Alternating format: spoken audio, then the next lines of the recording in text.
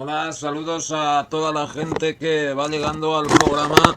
Muchas gracias. A toda la gente que va llegando al programa. Muchas gracias. A toda la gente que va llegando al programa. Ok, disculpen.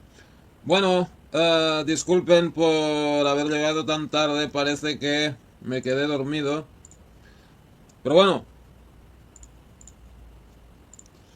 aquí estamos, que es lo importante, ¿no? Y bueno, no sé quién tenemos por aquí. Teddy Bear, muchas gracias por estar aquí con nosotros y un aplauso.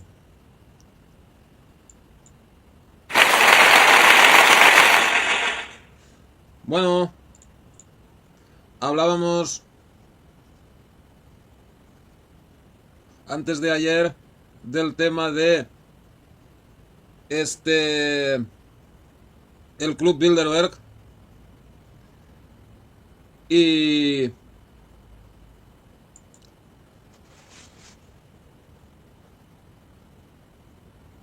bueno, vamos a ver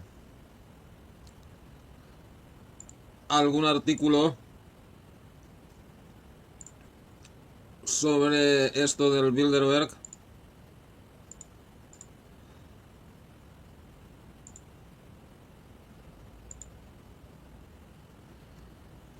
Club Bilderberg 2026. La nobleza, los espías y los magos de la IA se juntan a implementar el futuro que los ocultistas de Occidente diseñaron sin tu voto. Del 9 al 12 de abril de 2026, más de 25 personas con títulos y o condecoraciones nobiliarias, 19 miembros del Consejo de Relaciones Exteriores. Que bueno, sí, eso, o sea, lo fuimos mirando. Y bueno, ni siquiera lo esconden, ¿no? O sea, si vas mirando los artículos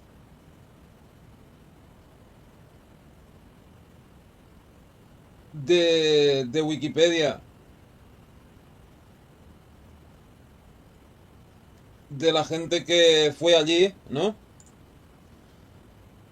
Pues sí, o sea, mucho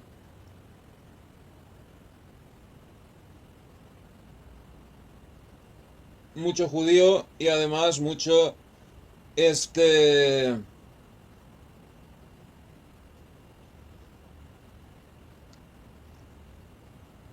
mucho miembro del Consejo de Relaciones Exteriores, ¿no?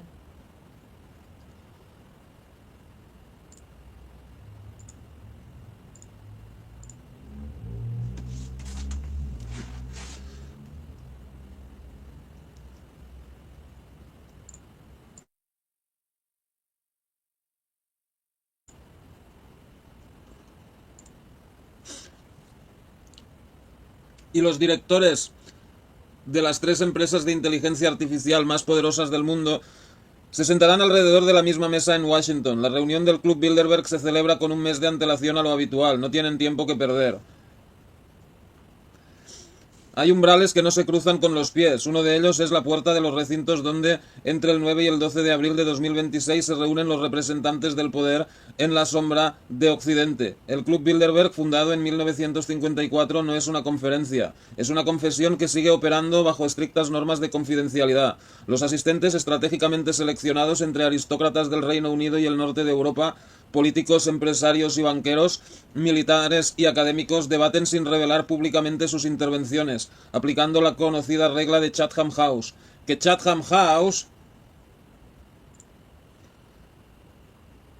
curiosamente, es la versión británica del Centro de Relaciones Exteriores. Chatham House es otro nombre del Royal Institute of International Affairs, Instituto Real de Asuntos Internacionales. O sea, igual que el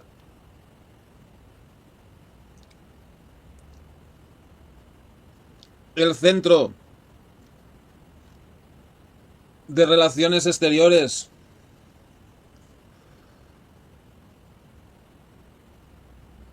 dirige la política exterior de Estados Unidos, el Chatham House dirige la del Reino Unido, que bueno, curiosamente los dos fueron fundados por por la familia Rothschild, ¿no?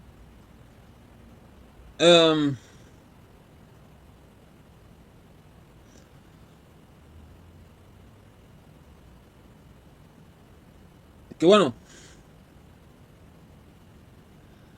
así se entiende por qué Trump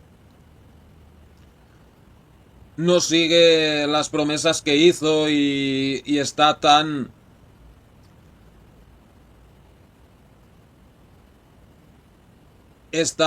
manipulado por Israel y todo este rollo. Bueno, aparte de lo de los archivos Epstein y todo eso, que bueno, eso es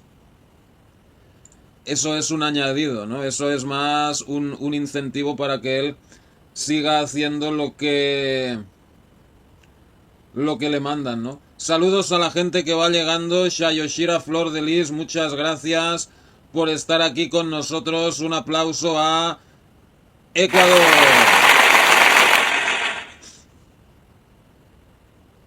Y tenemos también a Panamá UFO. Muchas gracias. Un aplauso a Panamá.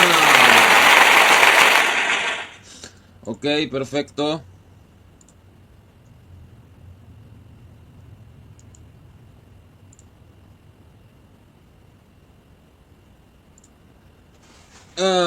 Un centro de pensamiento vinculado a la monarquía británica. ¿Y qué se discutirá en esas sesiones cerradas? La lista oficial de temas filtrada como siempre con la parquedad que caracteriza al club incluye... Bueno, no ha sido filtrada, o sea, simplemente la publican ellos en su propia página web, ¿no? Que bueno...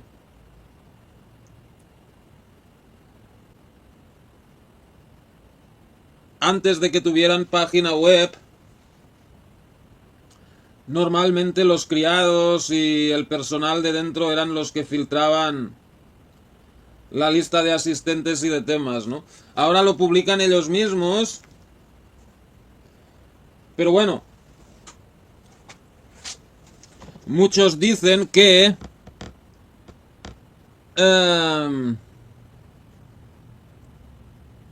en esa lista, o sea, no están todos los que son. O sea, hay más gente que no están en la lista. Y seguramente se hablan también de otros de otros temas en el... dentro del tema este del Club Bilderberg, ¿no? Saludos a la gente que va llegando. Manu, Nile, muchas gracias por estar aquí con nosotros. Dice, primero, eliminar las soberanías nacionales. Segundo, eliminar la gestión basada en Agi y Sagi. ¿Qué es Agi y Sagi?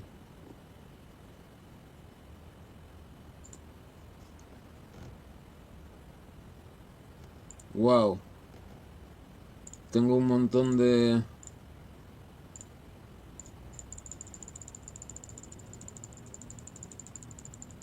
Ok. Ok. Inteligencia artificial general y superinteligencia artificial general. Wow. Saludos a la gente que va llegando. Muchas gracias a Gothic 5980. Un aplauso a Uruguay.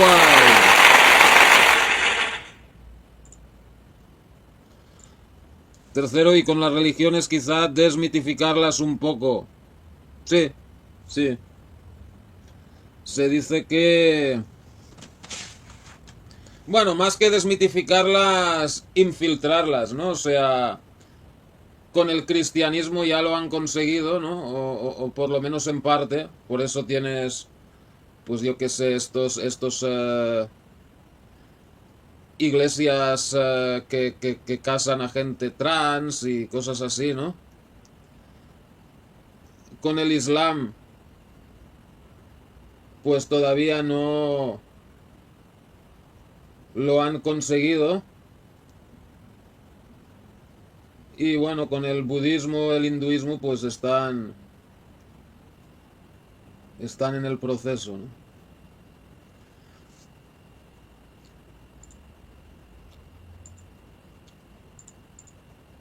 Sagi es cuando el modelo ya es más capaz que todos los cerebros humanos juntos. Bueno, eso sería un monstruo, ¿no? Joder, solo de ver que llegó Manu me han entrado un hambre terrible de unas papas bravas, ali, oli, hostias. Bueno, la Sagi es descomunal. Sí, cuando eso llegue, pues... Supongo que al final tendremos... Nah, pues ya no tendremos nada que hacer en el planeta este. Ok, ¿y qué se discutirá en esas sesiones cerradas? La lista de... Bueno, eso ya lo leí. Inteligencia artificial, seguridad en el Ártico, China, finanzas digitales, diversificación energética, Europa, comercio global, Oriente Medio, Rusia, la relación industrial defensiva transatlántica, Ucrania, Estados Unidos, el futuro de la guerra y en términos generales Occidente. No hay nada trivial en esa lista, cada palabra es un campo de batalla.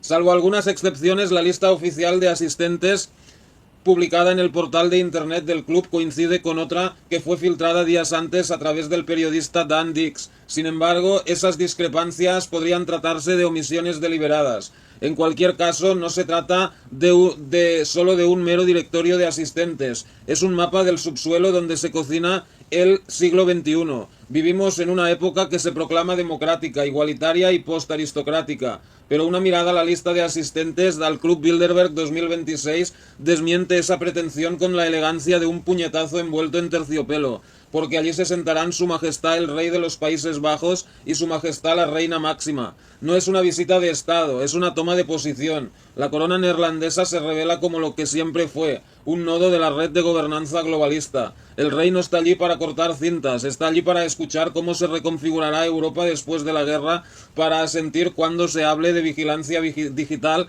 para validar con su sola presencia el nuevo orden que se teje. Sí, bueno, de hecho, el Club Bilderberg lo fundaron la familia real. Un cerebro humano comparado con la Sagi es como comparar un martillazo con un Atom Nuke. Wow. Unas buenas tapas de jamón ibérico y unas papas bravas para bajar un cerveza fría Estrella Galicia. Ok.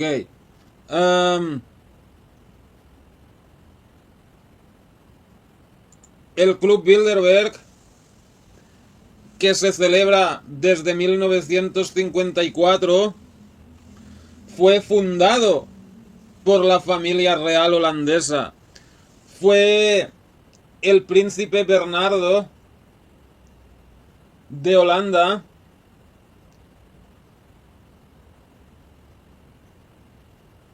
el que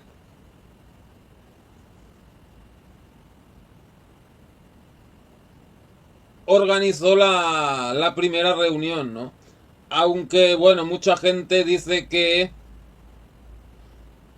o era un títere o por lo menos trabajaba junto con la familia Rockefeller, ¿no? Pero no es el único vestigio de un mundo que creíamos enterrado. La princesa Jeanette zu Fürstenberg, que asiste en representación de General Catalyst, lleva en su apellido 800 años de historia alemana. El barón Karl Theodor zu Guttenberg, sí, que ese es el que tiene 10 nombres, ¿no? El hijo de puta. ¿Cómo se llamaba el hijo puta este? Fíjate el nombre, ¿eh? Karl Theodor Maria Nikolaus Johann Jakob Philipp Franz Joseph Sylvester Bull Freiherr von Hund zu Guttenberg. La puta que lo parió. No le pusieron más nombres porque ya se cansaron. O sea, dijeron, oye, bueno, ya. Suficiente. La puta que lo parió. Karl Theodor Maria Nikolaus Johann Jakob Philipp Franz Joseph Sylvester Bull Freiherr von Hund zu Guttenberg. Joder. Hijo de puta. Que bueno, el apellido creo que es Bull Freiherr von Hund zu Guttenberg. O sea, el hijo puta tiene 1, 2, 3, 4, 5, 6, 7, 8. O sea, tiene 10 nombres de pila, ¿eh? Ok. Y Bull Freiherr es, creo que es un... Bueno, no sé eso si es el apellido o es alguna clase de título, ¿no? Pero... En fin. Ya cuando... Fueron varias...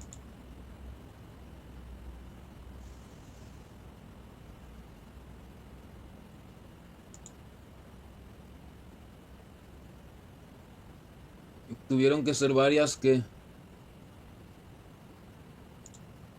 Qué hijo de puta nombre, esa mamá se ve que lo despreciaba. Pues no sé si lo despreciaba, pero... ¿Varias progenitoras? Buah, no sé, brother. Para ponerle... Cada una su nombre distinto. No sé.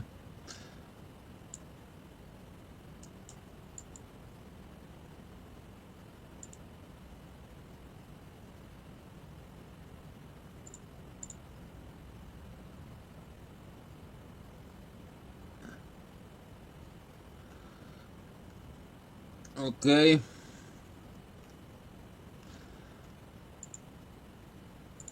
Bueno, exministro de Defensa de Alemania, ahora asesora desde las sombras a las tecnológicas que fabrican armas autónomas. O sea, la puerta giratoria de toda la vida, ¿no? O sea, cuando yo soy ministro, doy contratos a tus empresas y a cambio, cuando ya no soy ministro, tú me das un cargo muy bien pagado en tu empresa, ¿no? Para ponerle... Sí, bueno, eso ya lo leí. Como dijiste, la mae que lo parió tanto nombre. Pues, sí. Fueron varias para tanto nombre, sí. Lo hicieron a cachos como el nombre. Ok. El varón y la princesa no son rarezas folclóricas, son recordatorios de que la nobleza nunca se fue, solo cambió de disfraz. Ya no solo poseen tierras, sino algoritmos también, y luego están los británicos, siempre los británicos. Lord Mark Sedwill, ex jefe del Servicio Civil y consejero de Seguridad Nacional del Reino Unido, ostenta la Orden de San Miguel y San Jorge, y Sir John Sawers, exdirector del MI6, lleva la misma condecoración. Que bueno, lo de la nobleza, ¿no? O sea, dominaron el mundo hasta finales del siglo XVIII y bueno, luego fue el ascenso de la nueva burguesía, ¿no? Gente que se había enriquecido con las nuevas tecnologías de aquella época y con el comercio con las colonias. Y luego hubo la nueva burguesía se casaron con la vieja nobleza, incluso algunos les dieron títulos y nobiliarios y todo ese rollo, ¿no?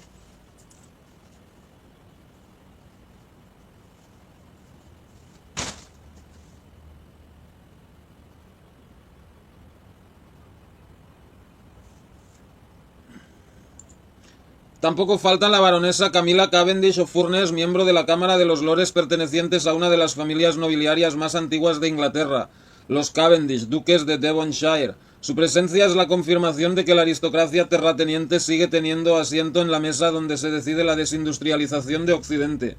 Y junto a ellos, aunque con un linaje diferente, se sienta Murray Auchincloss, el ex CEO de BP, cuya familia Auchincloss pertenece a la aristocracia escocesa, una estirpe que ha tejido durante siglos alianzas entre el petróleo, la banca y la corona británica. Todos ellos son caballeros y damas investidos por la corona con espada ceremonial y todo. ¿Y qué hacen estos aristócratas del siglo XXI en Washington? Lo mismo que hacían sus antepasados en las cortes europeas, conspirar. Solo que ahora la conspiración se llama inteligencia artificial, guerra híbrida y transición energética. La sangre azul no ha perdido su poder, lo ha privatizado. Y para completar el cuadro británico aparece Rishi Sunak, el ex primer ministro investido como compañero de honor, un título que la corona otorga a quienes han prestado servicios de excepcional mérito. Sunak no es un lord, pero su condecoración lo sitúa en el umbral de la nobleza de servicio, esa que el imperio británico inventó para premiar a sus más leales administradores. Pero Rishi Sunak estaba en la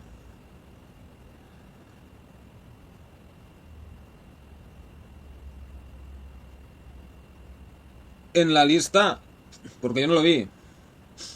O quizá me olvidé, no sé. A ver.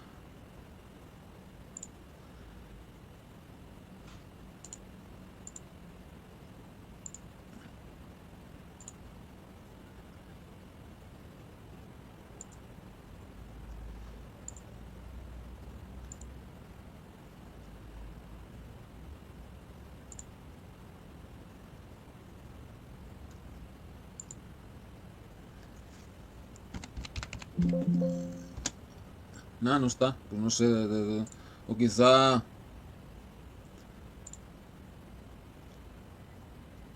él tiene información de que sí que fue, no sé. Bueno. En fin.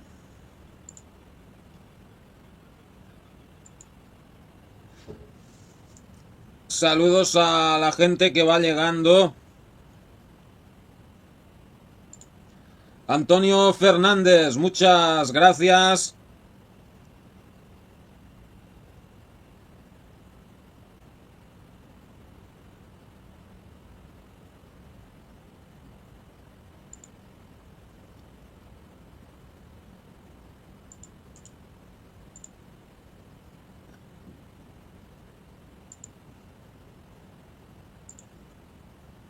Muchas gracias por estar aquí con nosotros.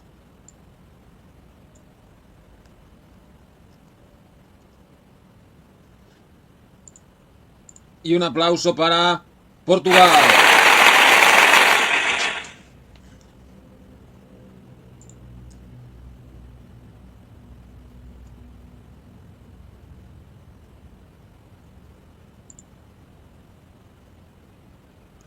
El Consejo de Relaciones Exteriores, CFR, Council on Foreign Relations, fundado en 1921, es el cerebro de la política exterior estadounidense. Sin embargo, su origen se encuentra directamente en la estructura imperial británica diseñada a finales del siglo XIX.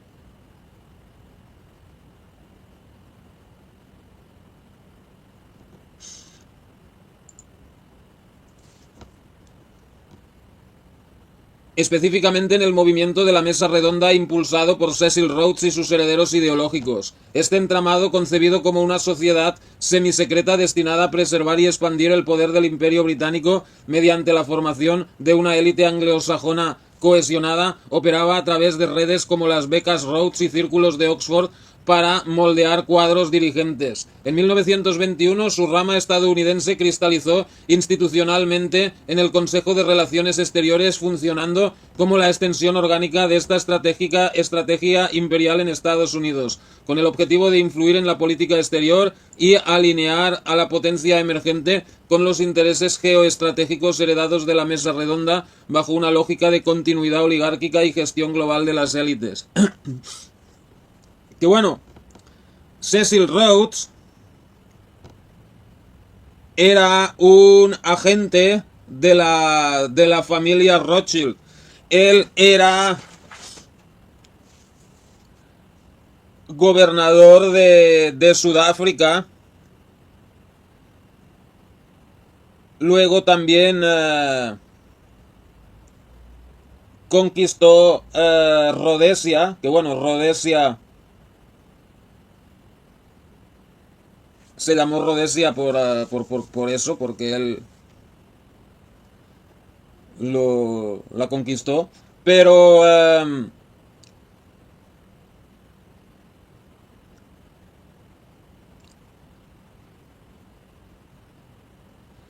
él en Sudáfrica representaba los intereses mineros de la familia Rothschild a través de su empresa De Beers y todo este rollo, ¿no?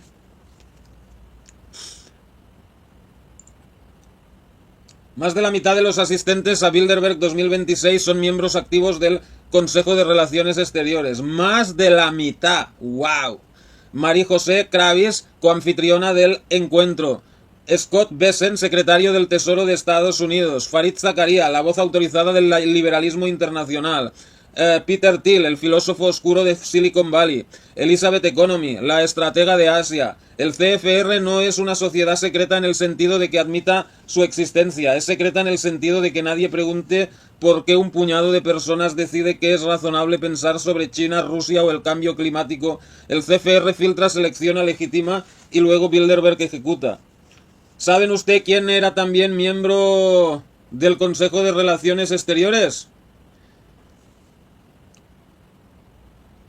Jeffrey Epstein. ¿En serio? ¿En serio? Mírenlo. Creo que está hasta en su página de Wikipedia. Y si no sale porque lo han quitado o lo que sea, pongan en Google o en algún buscador Jeffrey Epstein CFR, que algo les va a salir. Ok. Luego está la Comisión Trilateral, ese hijo bastardo del CFR que Zbigniew Brzezinski concibió para coordinar a las élites de Norteamérica, Europa y Japón. Sí, pero con Zbigniew Brzezinski pues ocurre un poco lo mismo que con el príncipe Bernardo, ¿no? O sea, él era el que daba la cara, pero los que ponían la pasta eran los Rockefeller, ¿no?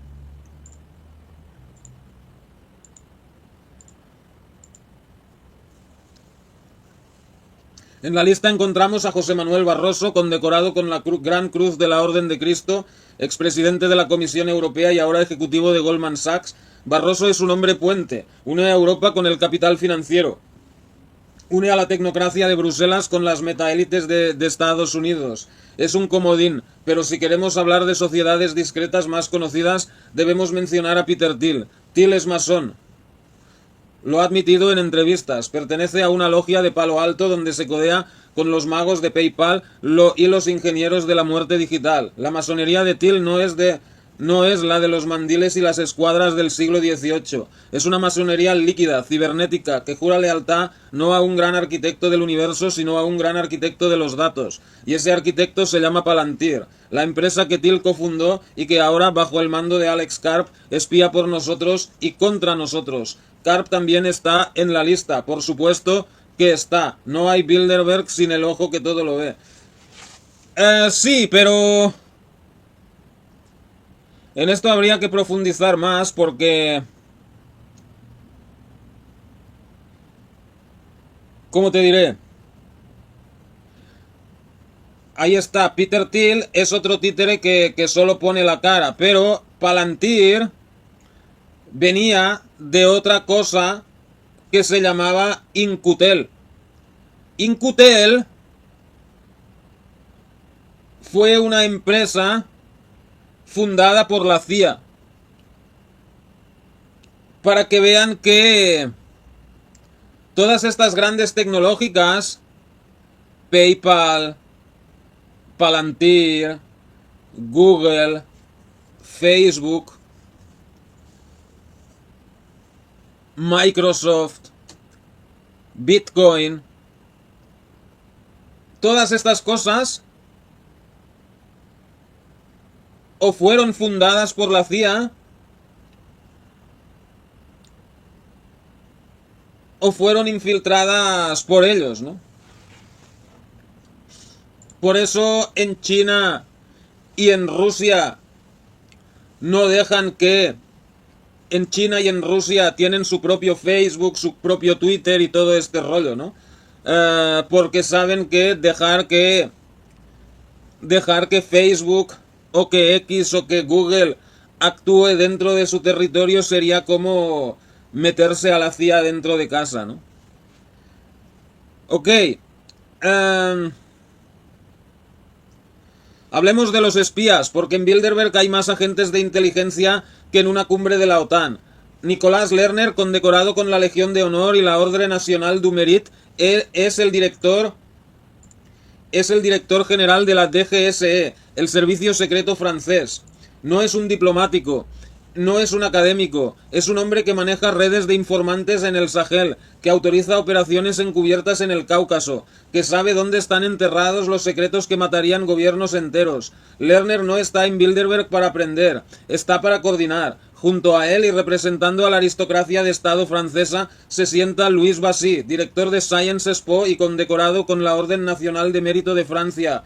Bassy no tiene título hereditario, pero pertenece a esa nobleza administrativa que la República Francesa ha perfeccionado durante 2 siglos, una élite endogámica, formada en la ENA, que rota entre los ministerios, las grandes écoles y las direcciones de los bancos. Es la sangre azul del meritocratismo y su presencia en Bilderberg demuestra que la nobleza no siempre viene de cuna, a veces viene de expediente. ¿Y qué coño es la ENA?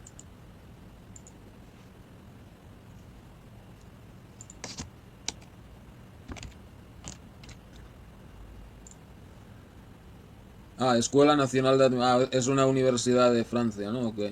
Bueno.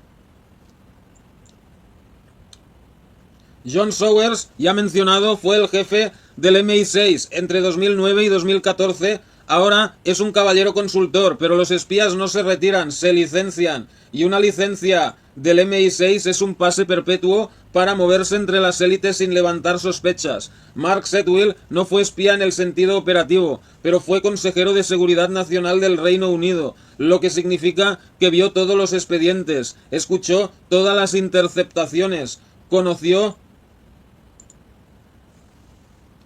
todos los nombres. Setwill es el archivo viviente del Imperio Británico en su fase de declive. Y está en Washington tomando café con los dueños del mundo. ¿Qué discuten estos hombres en los pasillos? No lo sabremos nunca, pero podemos intuirlo. Discuten cómo la inteligencia artificial puede reemplazar a los agentes humanos. Discuten qué hacer con Rusia después de Putin. Discuten cómo sabotear la iniciativa de la Franja y la Ruta y cómo descarrilar a China junto a ella. Y lo discuten sin periodistas, sin filtraciones, sin controles democráticos, porque la democracia en esos pasillos es un ruido de fondo. saludos a la gente que va llegando. Muchas gracias por estar aquí con nosotros. Marcelo, Sebastião, Fiorilino de Sousa, muchas gracias por estar aquí. Saludos a Brasil. Ok, perfecto. Hay apellidos que funcionan como programas políticos. No necesitan manifestos, no necesitan partidos. Basta con...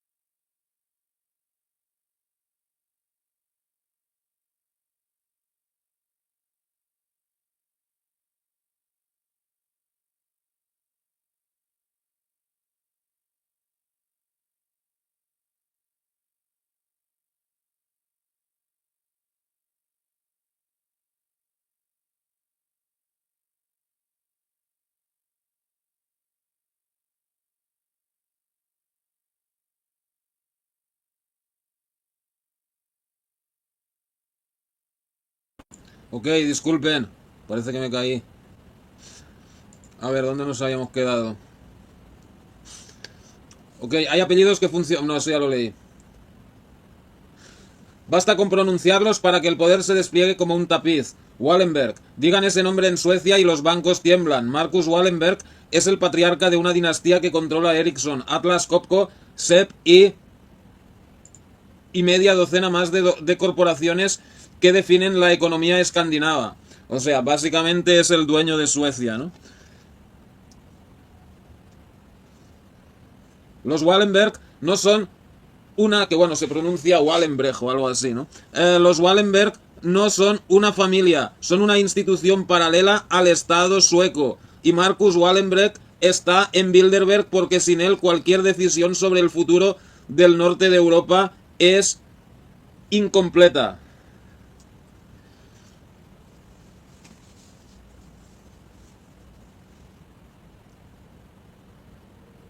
Boel. En Bélgica, Harold Boel es el CEO de Sofina, un fondo de inversión que maneja miles de millones, pero más importante, los Boel están emparentados con la realeza belga, son los primos ricos del rey Felipe, son el eslabón entre la corona y el capital. Kos, Ali Kos, es vicepresidente de Kos Holding, el conglomerado más grande de Turquía. Los Kos son una dinastía otomana reconvertida al capitalismo global. Tienen fábricas, bancos, periódicos, equipos de fútbol y tienen el oído de Erdogan y de la OTAN. En Bilderberg, Ali Kos no representa a una empresa, representa a un puente geopolítico entre Oriente y Occidente. Fürstenberg, ya hablamos de la princesa, pero vale la pena detenerse. Los Fürstenberg son una de las casas nobiliarias más antiguas de Europa. Tuvieron ejércitos, tuvieron territorios, ahora tienen capital de riesgo. La princesa invierte en inteligencia artificial y biotecnología. No ha perdido su instinto de dominio, solo lo ha actualizado. Leysen. En Bélgica, Thomas Leysen preside DSM Firmenich AG y pertenece a la aristocracia empresarial belga, esa estirpe de industriales que durante generaciones ha tejido alianzas entre la corona, los bancos y los conglomerados químicos. Su presencia es discreta, pero su poder es inmenso. Los Leysen son los guardianes de la infraestructura industrial europea. Estas dinastías no son reliquias, son vigías. Han sobrevivido a revoluciones, guerras mundiales, colapsos financieros. Sobrevivirán también a esto que llamamos posmodernidad.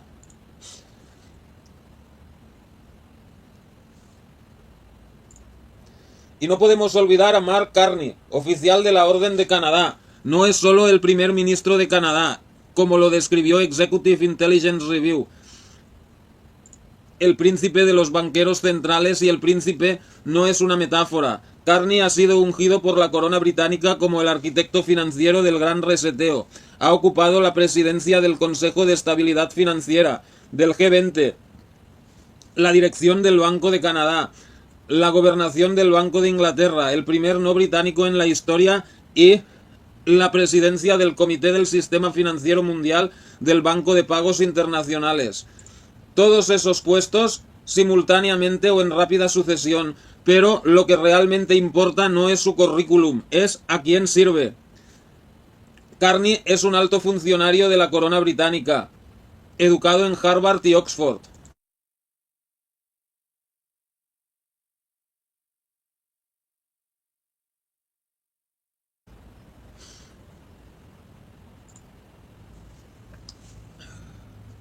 Y ha sido asesor directo del príncipe Carlos, ahora rey.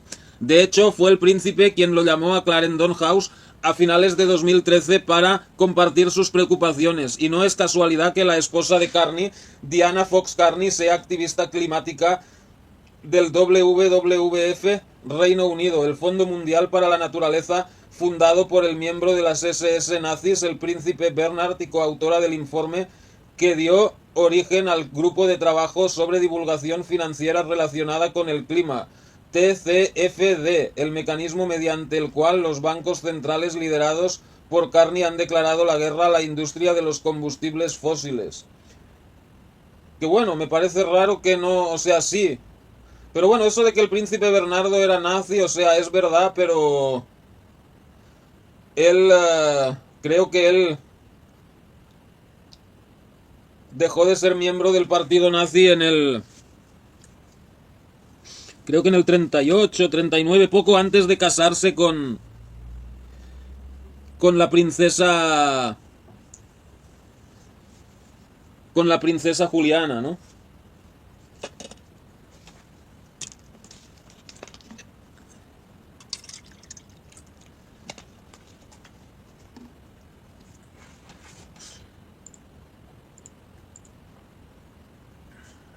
Carney ha declarado públicamente: las empresas que no se adapten a este nuevo mundo dejarán de existir. No es una predicción, es una amenaza. Y no es un político elegido, es un tecnócrata que ha dicho con toda su arrogancia: las políticas las hacen los tecnócratas, no vamos a recibir instrucciones desde el lado político. Por eso Carney está en Bilderberg, no como invitado, como organizador, porque fue miembro del comité directivo de Bilderberg, el círculo interno que decide quién entra y quién no, durante años, y ahora desde la primera línea política canadiense sigue ejecutando la transición financiera global hacia un modelo que ningún ciudadano ha votado. Pero el poder ya no se ejerce solo con sangre o con dinero, se ejerce con relatos, con la capacidad de definir qué es real y qué no lo es. Por eso en Bilderberg 2026 hay una constelación de actores, aquellos que fabrican la realidad que el resto consume. Matthias Döpfner es el CEO de Axel Springer, el imperio mediático que publica Bild Die Welt político. Döpfner no es un periodista, es un estratega. Decide qué historias llegan a 200 millones de lectores. Decide qué políticos son relevantes y cuáles son ignorados. En Bilderberg, Döpfner no informa, acuerda. John Micklet White, de Bloomberg, y Zanny Minton Bedus, de The Economist, completan el triunvirato anglófono. Ambos han sido condecorados con la Orden del Imperio Británico y son caballeros de la palabra escrita. Ambos saben que la información es el opio del siglo XXI. A ellos se suman Niall Ferguson, el historiador escocés condecorado con la Orden del Imperio Británico, Senior Fellow de la Hoover Institution de Stanford, cuya pluma ha legitimado la expansión imperial anglo-estadounidense durante décadas, y Gideon Rachman, comentarista jefe de Asuntos Exteriores del Financial Times, también condecorado con la Orden del Imperio Británico, cuya voz modula lo que es realista pensar sobre el declive de Occidente y el ascenso de China. Y para cerrar el cerco mediático, Pilar Gil, de Prisa Media, representa el mundo hispanohablante. Prisa es dueña del País, la radio Cadena Ser y media docena de medios que fijan la agenda cultural en España y América Latina. Gil está en Bilderberg porque nadie gobierna sin controlar la conversación en español. Pero el relato no solo se fabrica desde los medios, también se fabrica desde la academia y la política exterior. Por eso encontramos a Radoslaw Sikorski, ministro de Asuntos Exteriores de Polonia, condecorado con la Legión de Honor francesa y casado con Anne Applebaum, la historiadora del Atlantic Council. Sikorski es un hombre puente entre Washington, Bruselas y Varsovia, y su presencia en Bilderberg confirma que la guerra en Ucrania se planea también en estas salas. Claro.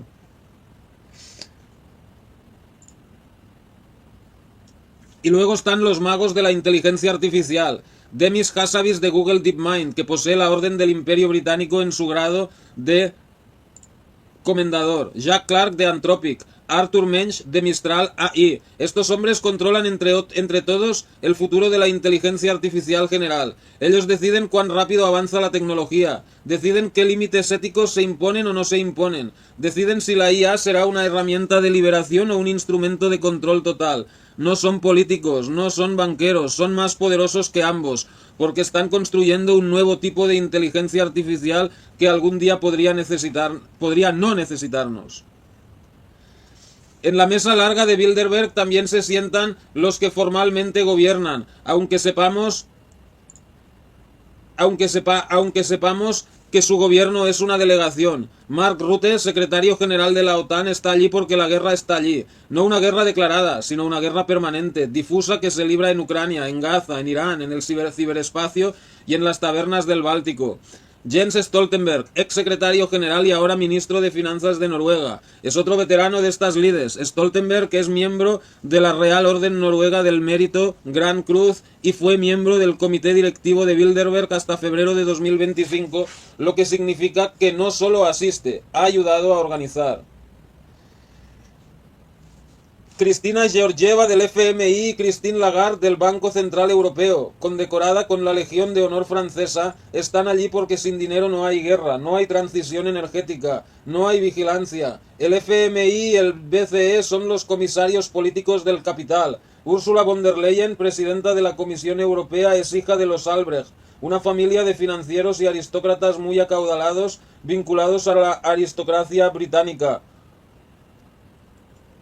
Ella ha ayudado a la nobleza a moldear la estructura supranacional de la Unión Europea. Von der Leyen y Kaja Kallas, alta representante de la UE para Asuntos Exteriores, representan a una Europa que ya no sabe gobernarse sola y necesita que Washington le recuerde el camino. Y en la cabecera, presidiendo todo, Henri de Castries, conde francés, ex CEO de AXA, presidente del Institut Montaigne. Castries es el anfitrión perfecto, aristócrata, financiero, europeísta, globalista, nadie mejor que un conde para abrir las puertas de un club donde los reyes se sientan junto a los espías y los espías junto a los magos. ¿Esto qué es?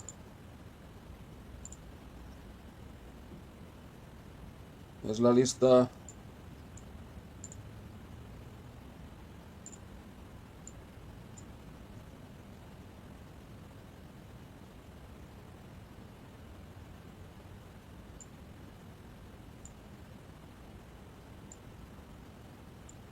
Que bueno, es la lista que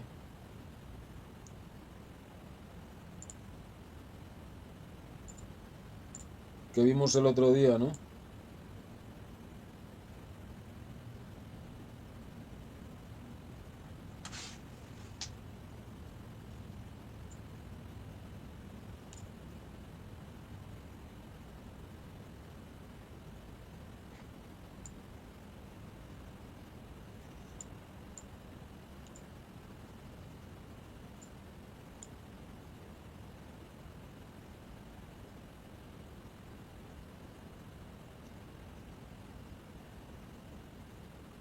Por ejemplo, Lagarde y Ursula von der Leyen no salen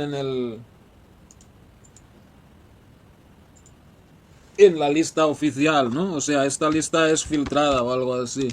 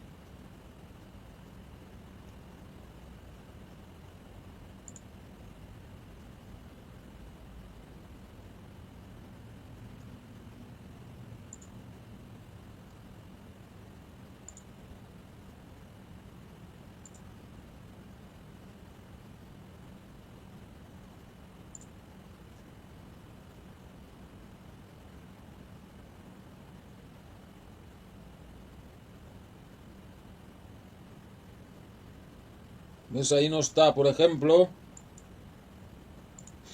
veo que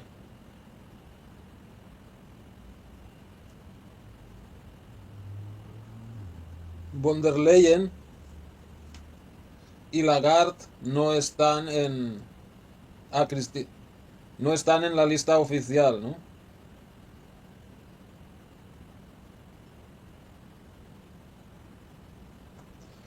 Pero sí iban. ¿Ves como les decía que no están en la lista todos los que van?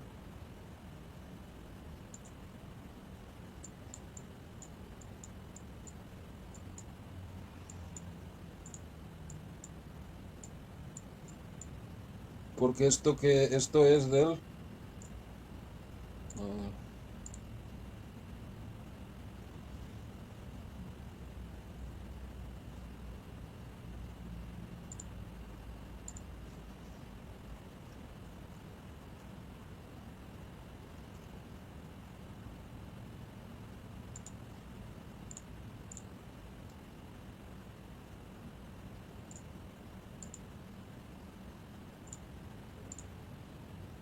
2026, o sea, sí es...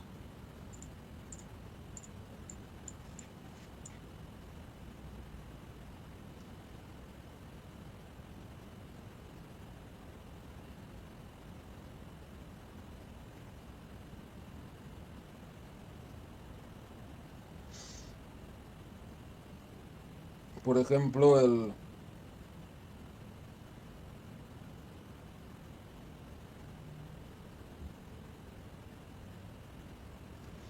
El Mladenov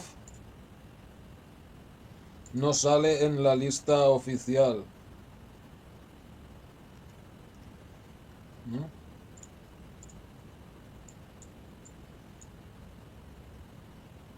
Bueno, Scott Bessent, ya lo dijimos, Ann Applebaum, ¿no? Del Atlantic, Barroso, Scott Bessent, el secretario del Tesoro de Trump, Barroso, el antiguo, este que ahora es de Goldman Sachs, antiguo presidente de la Comisión Europea, la Applebaum, que es del Atlantic,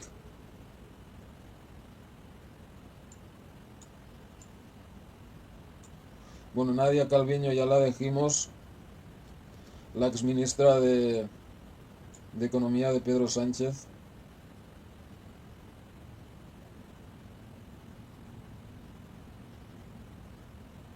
Antonio Costa, presidente del Consejo de Europa.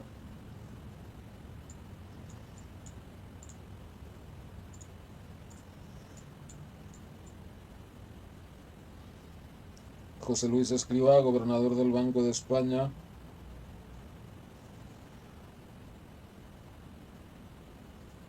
La Pilar Gil, que ha dicho este, del grupo Prisa. El capullo este que tiene tantos nombres, el Gutenberg este. André Hoffman, el de Roche, ¿no? Aquí tienes a Roy Jacobs, que es el de Philips, ¿no? Me parece curioso que a Rob Jetten lo pongan como party leader del D66, pero cuando él en realidad es presidente de Holanda, ¿no?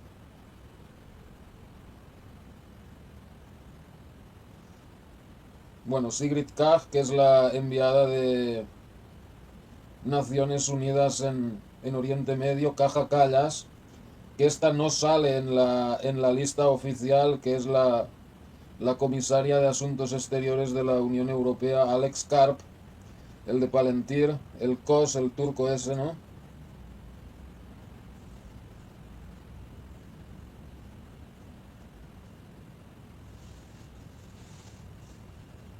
La Christine Lagarde, ya lo hemos dicho.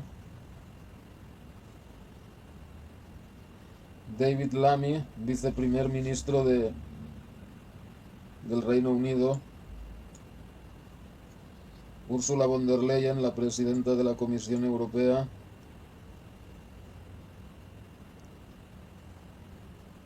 Fíjate, Nicolás Lerner, el director de la DGSE. Los servicios de inteligencia franceses, ¿no?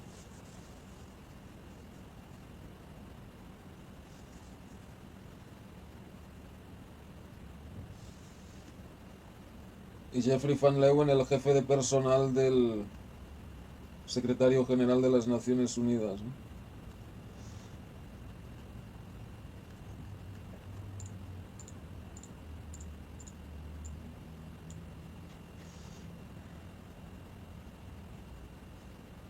Ahí tenemos a Kyriakos Mitsotakis, el primer ministro griego, que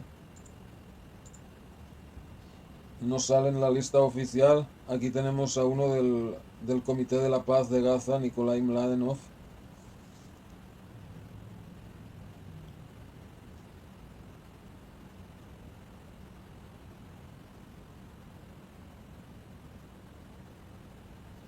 Mira Murati, el de otro de la inteligencia artificial, Alberto Nadal, el del PP. El rey y la reina de Holanda.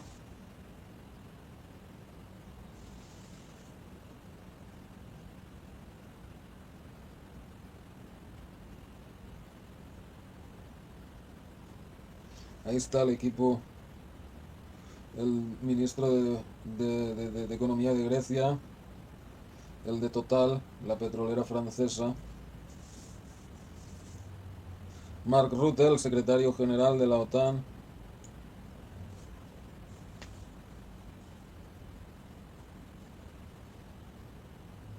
Ahí está el Sikorsky ese que decía en el artículo, Jens Stoltenberg. Presidente de Finlandia, Alexander Stubb.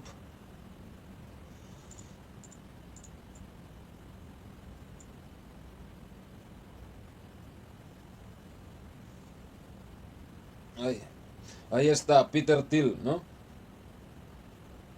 Que se decía que no iba a ir, ¿no? Pero ahí lo tienes. Rishi Sunak. Ahí tienes al Wallenberg, Farid Zakaria. Bueno, en fin.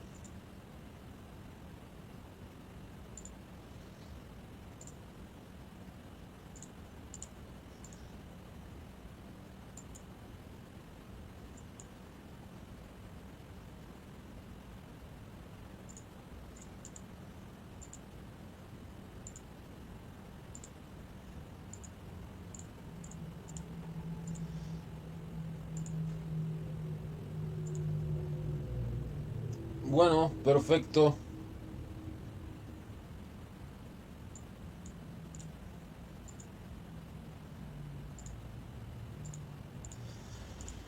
Pues, bueno, esto del Bilderberg pues es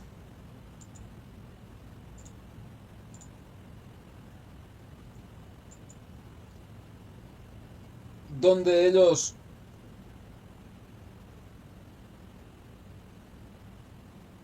deciden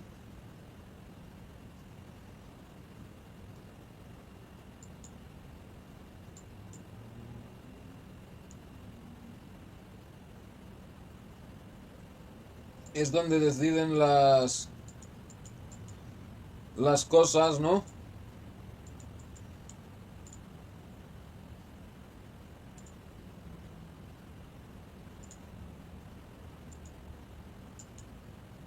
Sin embargo, o sea, las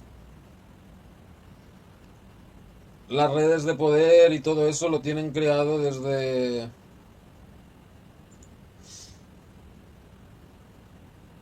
mucho antes, ¿no?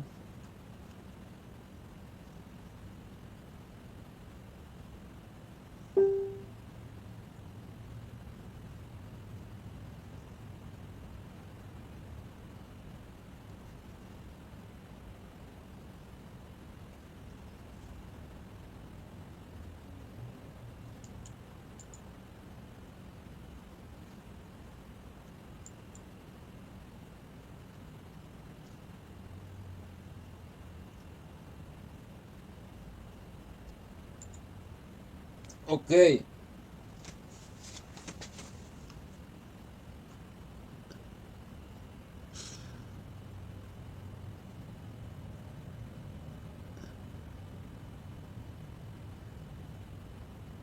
a ver, me faltaba.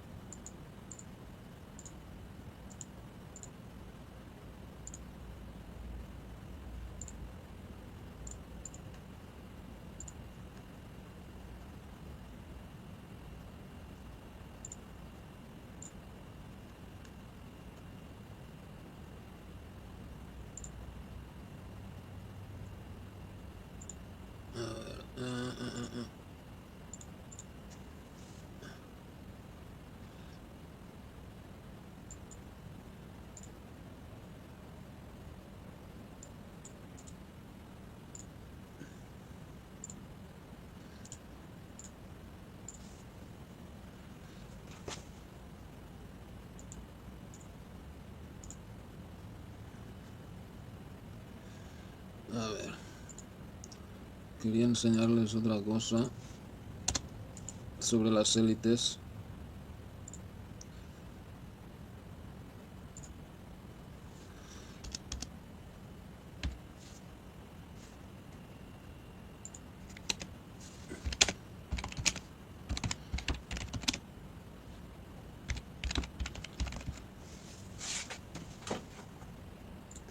Ok.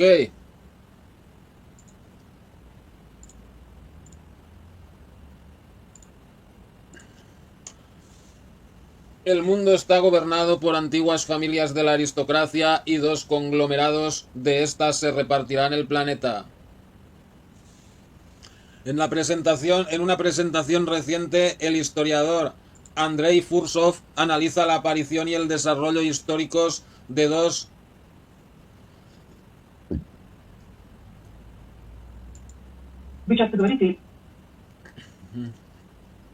Ok, está en ruso la presentación, ¿no? Okay, lástima.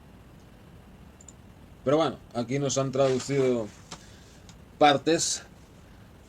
El historiador Andrei Fursov analiza la aparición y el desarrollo históricos de dos grandes conglomerados clústeres de élites que se disputan actualmente el control del mundo, el anglo-estadounidense occidental y el sino-asiático oriental. El conglomerado anglo-estadounidense se originó en la Edad Media con Venecia como cuna, mientras que el conglomerado sino-asiático oriental tiene una historia mucho más antigua que se remonta a la dinastía Han. Fursov subraya la importancia de comprender el contexto histórico y la dinámica de poder entre estos dos grupos, así como sus distintas organizaciones y orígenes. El historiador aborda también el papel del capital financiero, los matrimonios mixtos y la planificación a largo plazo de la formación de estas élites. Además, analiza los retos y complejidades a los que se enfrentan las élites mundiales, incluido el ascenso de China como actor global y el desplazamiento del poder de los gobiernos a las empresas transnacionales.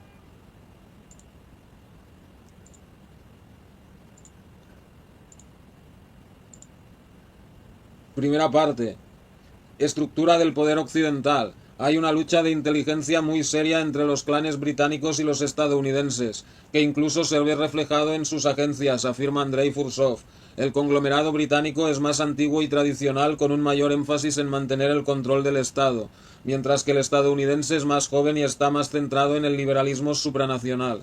El Reino Unido tiene un proyecto para una Gran Bretaña global y quiere que Estados Unidos sea un elemento dentro de ese imperio, por lo que no acepta que Estados Unidos haya dejado de ser un elemento del imperio británico y utiliza a Estados Unidos para cumplir sus propios objetivos, sobre todo a través de una guerra de inteligencia al interior de las agencias de inteligencia de ambos países.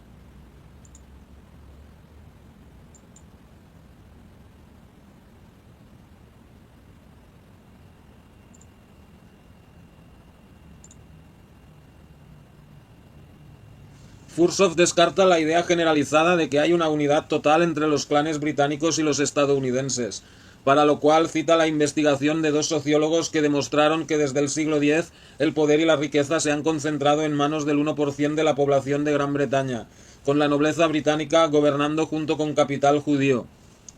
Desde el siglo X la aristocracia británica se entrelazó con el capital judío para formar un conglomerado de clanes, o sea, el anglosionismo y el... ¿Cómo se llama eso?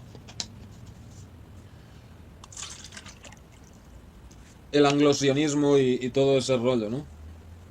Y bueno, lo que decíamos antes, ¿no? De Cecil Rhodes y todo eso, es un gran ejemplo, o sea, el imperio británico actuando para los intereses de la familia Rothschild, ¿no? Que bueno,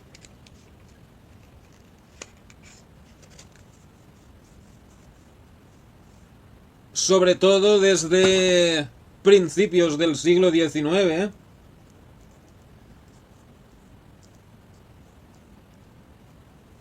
el imperio británico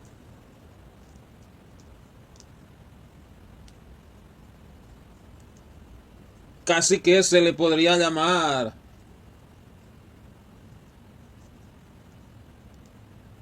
el imperio judío, ¿no? Porque, o sea, si bien formalmente representaba un país que era Gran Bretaña y los políticos eran británicos y todo este rollo, los que movían la pasta eran los judíos. Que si te fijas, pasa un poco lo mismo con Estados Unidos, ¿no?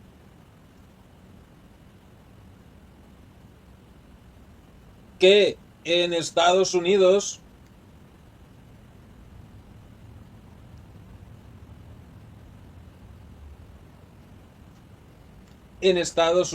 o sea, los judíos incluso se han infiltrado en las estructuras políticas y todo eso, ¿no? O sea, bueno, ahora en el Reino Unido hay de todo, ¿no? Hay pakistaníes, hay, ¿me entiendes? Pero hasta hasta los años 90 prácticamente los políticos ingleses eran casi todo ingleses, ¿no? O sea, podía ser que había algún que otro judío, ¿no? Quizás el ejemplo más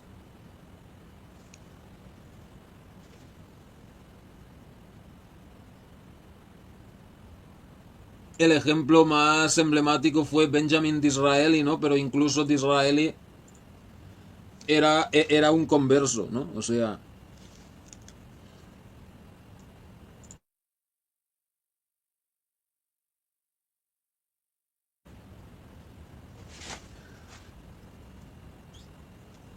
pero por ejemplo, dentro de la Casa Blanca, gente como Jared Kushner, Stephen Miller y demás, ¿no? O sea, bueno, los judíos están sobre representados, ¿no? O sea, son el 2% de la población, pero en la Casa Blanca, en el Senado, en el Congreso, todos esos sitios, pues son mucho más del 2%, no son el 2%, son el 10, 15, 20, a veces incluso más por cien, ¿no? Ok, ta, ta, ta, ta, ta.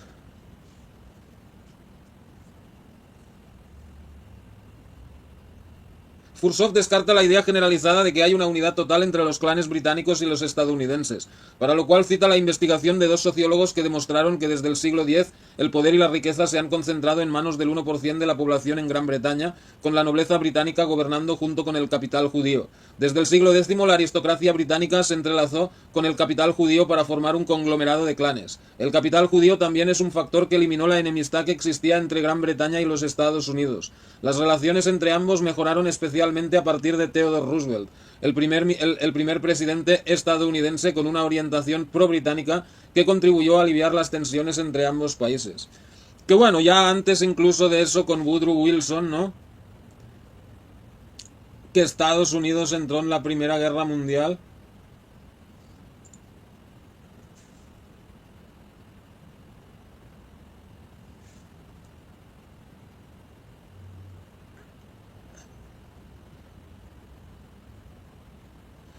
Posteriormente, los roces entre Estados Unidos e Inglaterra volvieron con los Rothschild y los Rockefeller. Fursov enfatiza que los Rothschild son administradores del dinero de 12 familias mucho más poderosas, y que el poder de los Rockefeller no se compara al poder del conglomerado de los Rothschild. Sin embargo, se acepta que el conflicto entre el Reino Unido y los Estados Unidos es un conflicto entre los Rothschild y los Rockefeller, aunque en realidad los Rothschild tienen más aliados en Estados Unidos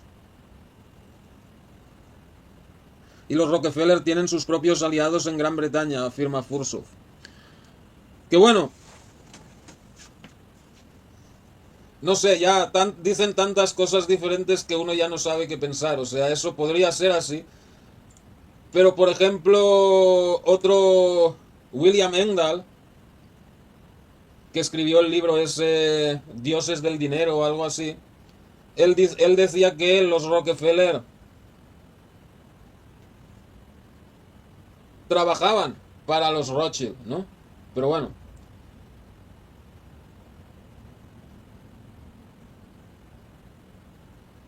que si te fijas, ¿no? Las estructuras de los Rockefeller, ¿no? El Club Bilderberg, la Comisión Trilateral y todo eso, ¿no?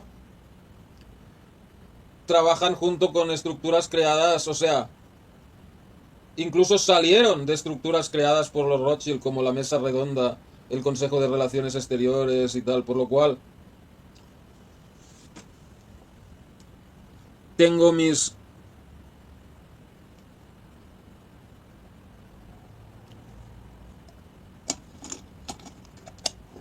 dudas de que eso sea, de que bueno, naturalmente, o sea, las familias Rothschild y Rockefeller, no sé, tienen pues cientos de miembros, ¿no? O sea, te da para que haya diferentes tendencias dentro de esas familias, ¿no? O sea, al final lo único que podemos hacer es especular, que, bueno, básicamente es lo que hace el ruso este también. Pero bueno, es por ello que saludos a la gente que va llegando. Gary ML, muchas gracias por estar aquí con nosotros. Saludos a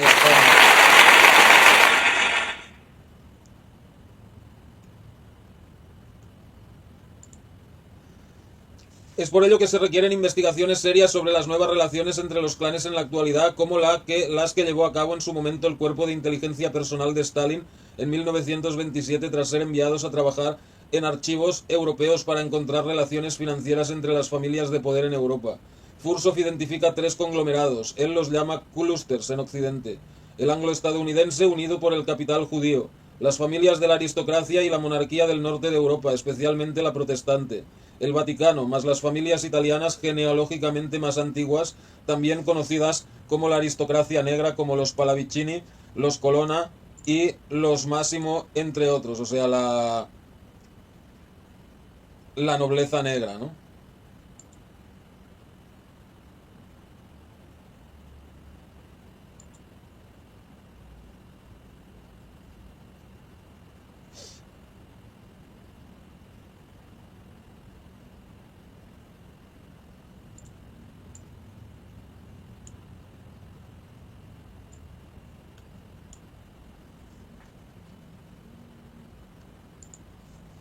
Igualmente se reconoce que los descendientes de la dinastía Rurikovich, los descendientes de Gengis Khan y los descendientes de los merovingios forman parte de los 7 linajes más antiguos. Es que los descendientes de los merovingios son todas las familias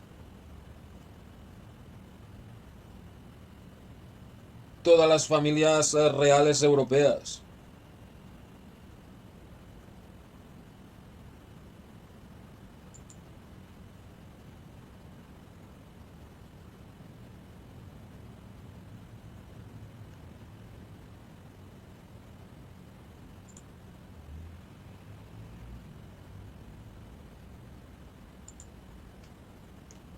Así, la estructura de poder del mundo es sumamente compleja y todo está entrelazado entre sí. Por ello, aunque es bueno conocer todo esto desde el punto de vista teórico e histórico, también es indispensable investigarlo a través de las pugnas de poder y la información en el siglo XX y la actualidad. Pues en un mundo asintota como el actual, no hay espacio suficiente para todos estos linajes en las altas esferas del mundo, lo que dará lugar a una lucha encarnizada por el poder y el control de los recursos de cara al futuro.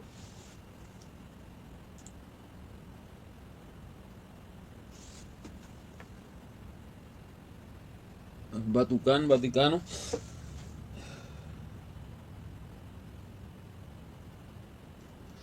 Bueno.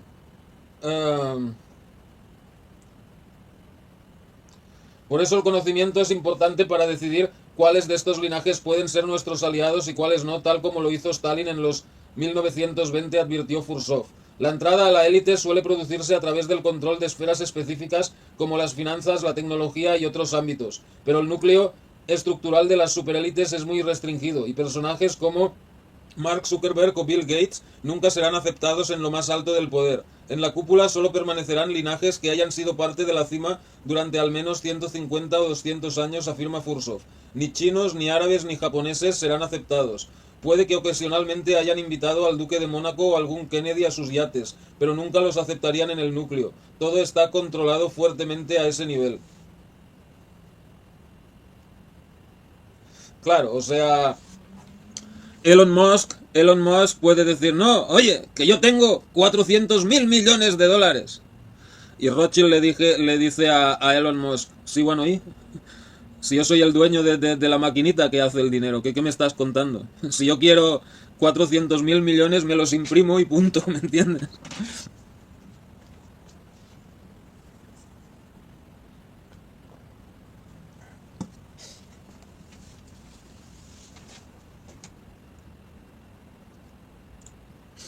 El primo del gran Khan, yo sé quién es. Segunda parte, tribus globales e historia del poder occidental. Durante 40 años, la Unión Soviética, con su fuerte economía y unidad social, fue capaz de mantener su poder y resistir al mundo occidental. Sin embargo, la nomenclatura soviética o clase dirigente acabó traicionando el sistema e integrándose a la élite occidental.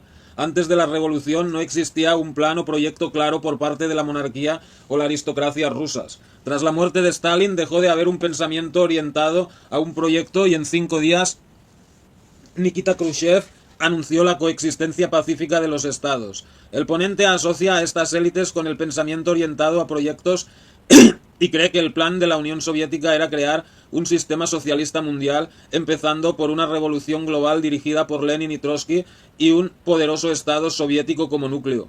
El final de la Guerra Fría y del desplazamiento del poder de los gobiernos a las empresas transnacionales en Estados Unidos se concretó debido a la derrota de la Unión Soviética en la década de 1970, marcando el final de la era de la élite soviética, mientras que una nueva élite surgió en Estados Unidos a partir de las décadas de 1960 y 70. Esta nueva élite provocó cambios significativos en la sociedad, especialmente representados por la generación Clinton. En el año 1991, tras la caída de la URSS, los periodistas occidentales lanzaron el término tribus globales. Estas tribus son 4: anglosajones, judíos, árabes y chinos.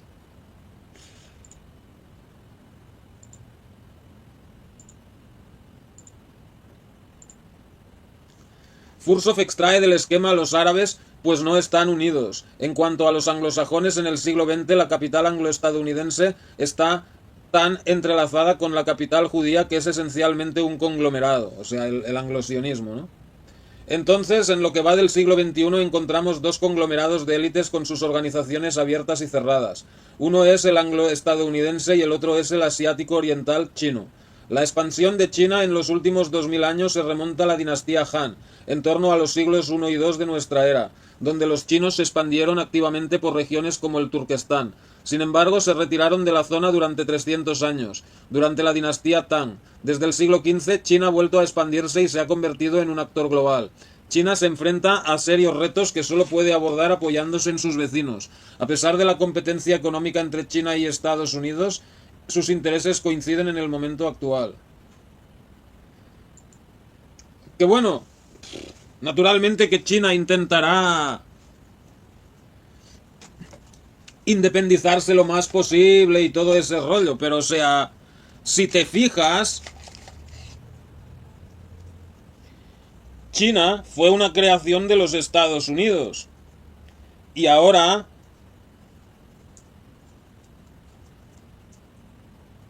a los Estados Unidos, pues bueno, básicamente les crecieron los enanos, o sea, están enfrentándose al monstruo que ellos mismos crearon. O sea, ¿cómo empezó todo eso? China al principio era un títere de la Unión Soviética. Sin embargo, como un país que tenía mucha más gente y todo este rollo, que bueno, también, o sea, como dice ahí el ruso este, cuando se murió Stalin, Nikita Khrushchev traicionó algunos de los principios del comunismo y todo este rollo.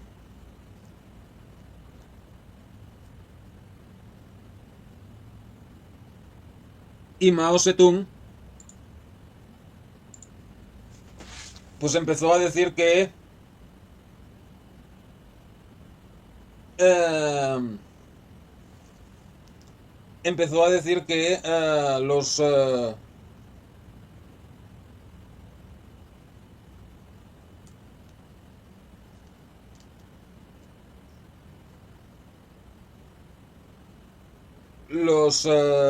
los soviéticos eran pues revisionistas y todo este rollo, ¿no? Los revisionistas que no eran comunistas de verdad y todo este rollo, ¿no?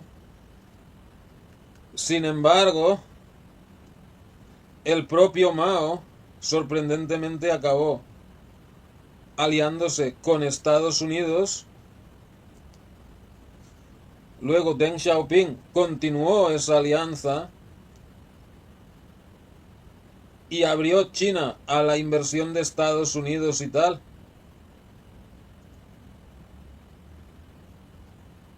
Y bueno,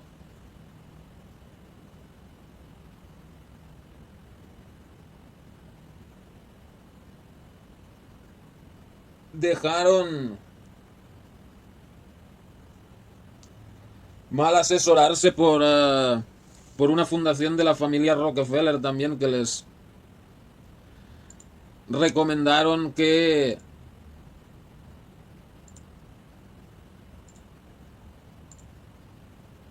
les recomendaron que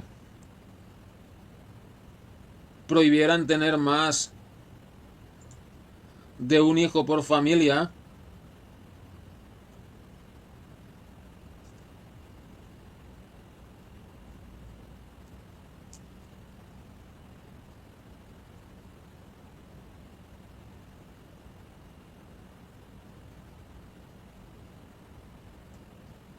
Entonces,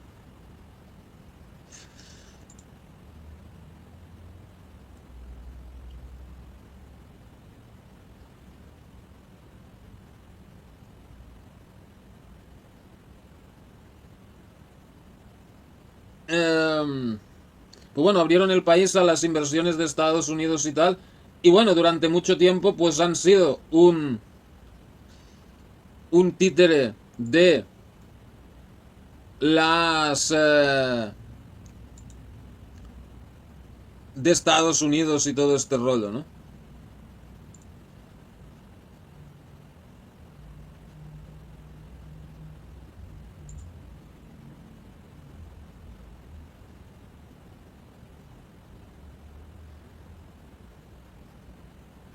Y ahora, bueno, intentan crear su propio poder independiente de Occidente, pero bueno, ya veremos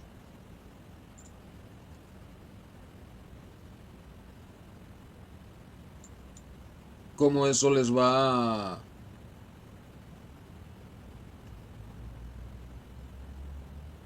a funcionar, ¿no?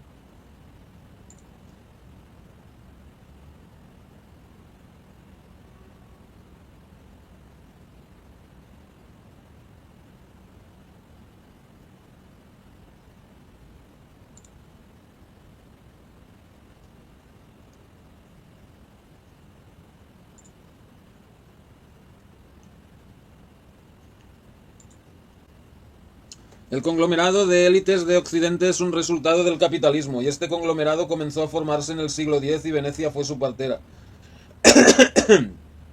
Cuando los venecianos fueron bloqueados al este por los otomanos en el siglo XV, surgieron contradicciones entre los clanes venecianos. Entonces surgió la idea de tomar algún estado europeo para convertirlo en la nueva Venecia. Los viejos clanes optaron por el Vaticano, los nuevos clanes optaron por Holanda. De hecho, en algunos mapas Holanda es representada como un león.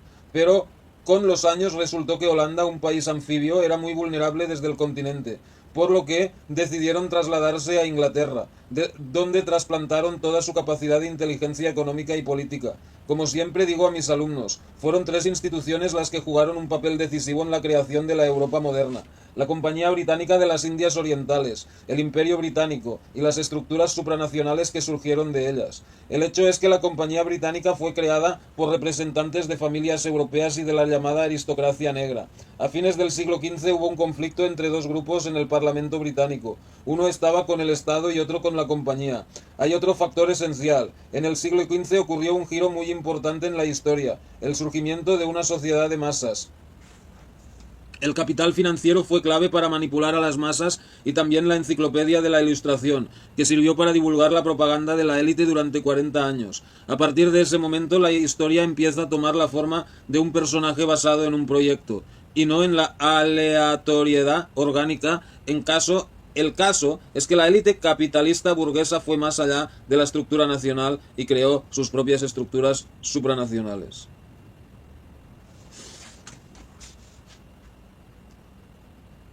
Durante todo el siglo XIX se dio el movimiento del capital financiero hacia el poder, donde los financieros financiaban la guerra y la industrialización. En un principio la aristocracia y los financieristas no estaban de acuerdo, pues gran parte de la aristocracia se oponía a ese modus operandi, pero a principios del siglo XX ocurrió un punto de inflexión. En 1901 la reina Victoria murió y ella había sido una opositora a los matrimonios entre aristócratas y financieristas. Un año después de su muerte se autorizaron los matrimonios entre aristócratas y financieristas sin importar la nacionalidad. Y así inició una nueva etapa en la formación del conglomerado de la élite noratlántica. Así surgió el concepto de establishment anglo-estadounidense, con el objetivo de eliminar cualquier contradicción. Y aunque las contradicciones persistieron, el establishment tomó forma y la Guerra Fría jugó un papel importante en ello, pues la imagen de un enemigo común sirvió para engendrar la rusofobia que hoy une todavía al establishment anglo-estadounidense. Más tarde, en la década de 1970, Kennedy fue asesinado y Nixon fue el último presidente de un estado estadounidense, pues a partir de su destitución Estados Unidos se convirtió en un sistema dominado por un conglomerado de corporaciones transnacionales. En conclusión, la élite occidental moderna en sí misma es un logro de Occidente, no es un logro de civilizaciones locales. El hecho de que la élite china confronte a este conglomerado es excitante, pues por primera vez Occidente choca con una élite no occidental con visión global. La élite china global es otra cosa, es una élite global con rostro no europeo. La élite soviética fue reciclada, por así decirlo.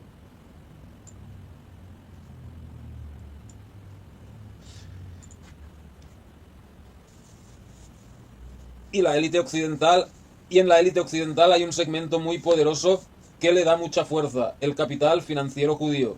En términos de su expectativa de vida, la élite china no es menos antigua de que la élite judía, y a este respecto el conglomerado occidental no solo se ha metido con una élite de alcance global, sino con una realmente antigua que cuenta con mucha tecnología, aunque también es cierto que la élite china solo tiene 20 años de experiencia en el juego global, así que hay pros y contras en ambos bandos.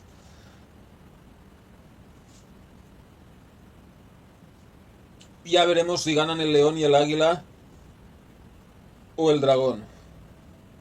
Bueno, el león y el águila... Que bueno, naturalmente lo de Estados Unidos con la deuda y todo el rollo, o sea...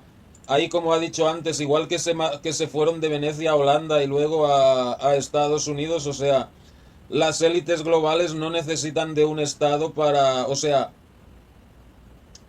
sí lo necesitan, pero no están ligadas a un Estado fijo. O sea, ahora están usando Estados Unidos, pero... Bueno, de hecho, China está infiltrada hasta los topes por ellos, ¿no? O sea, muchas de esas empresas chinas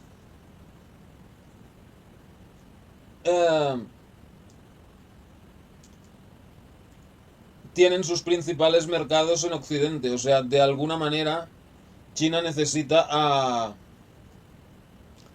Occidente para existir. Igual que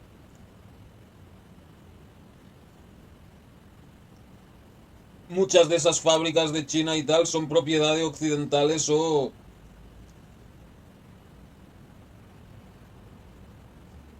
tienen capital occidental, ¿no? Entonces, bueno, veremos lo que pasa. Vamos a ir terminando. Muchas gracias a toda la gente que habéis estado. Gary ML,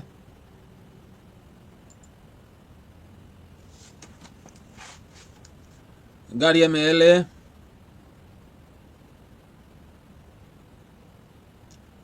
Marcelo Sebastião, Fiori Lino de Sousa, Antonio Fernández, Manu Nail, Panamá UFO, Gothic, Shayoshira Flor de Lis y Teddy Bear. Muchas gracias a todos ustedes. Mañana es viernes.